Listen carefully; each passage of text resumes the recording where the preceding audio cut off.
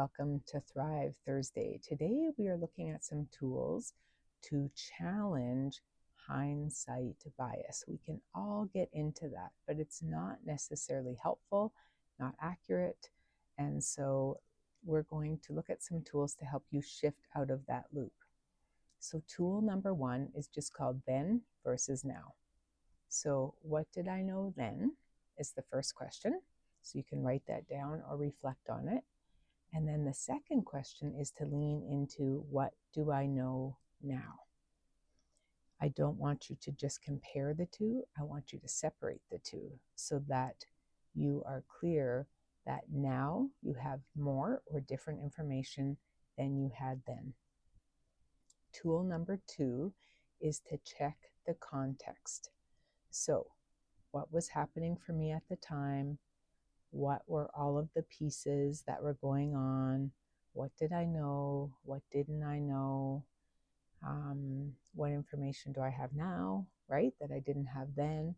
And then I want you to add some compassion for yourself once you reflect on what was going on for you at the time.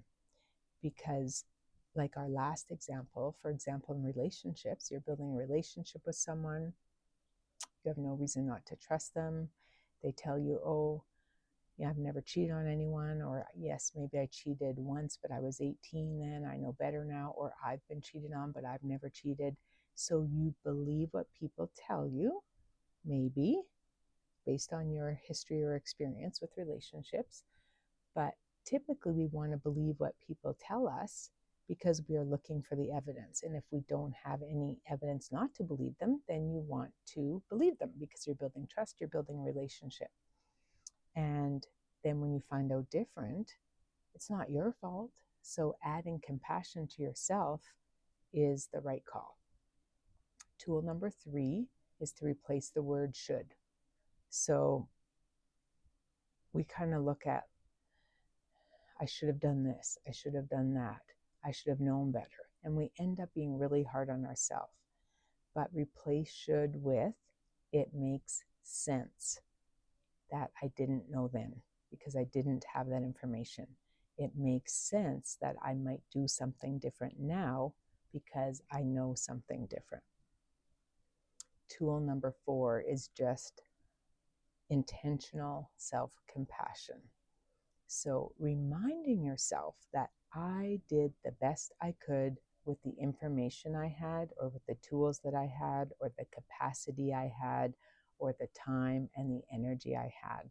So offering yourself some kindness and some common humanity. Other people may have made that same decision, and you did the best you could with what you had at the time. Tool number five is looking at this through a growth lens. So instead of being hard on yourself, I should have, would have, could have, I should have known that, I shouldn't have done that, I should have chose something different. Ask yourself, what did I learn? So this offers you a chance to gain some information and maybe stop that pattern around this certain scenario in the future. So instead of I should have known, consider what did I learn? And then when you do that, you land at, I have more information. I understand that better now. I may do something different next time. And you are able to give yourself some grace for what you understand now after the fact. All right, I encourage you to try one of these tools. Look at where in your life you may be hard on yourself because of hindsight bias, and challenge that thinking with one of these tools, whichever one you want. Give it a go and see if it makes a difference. You got this. I will see you soon. Take good care.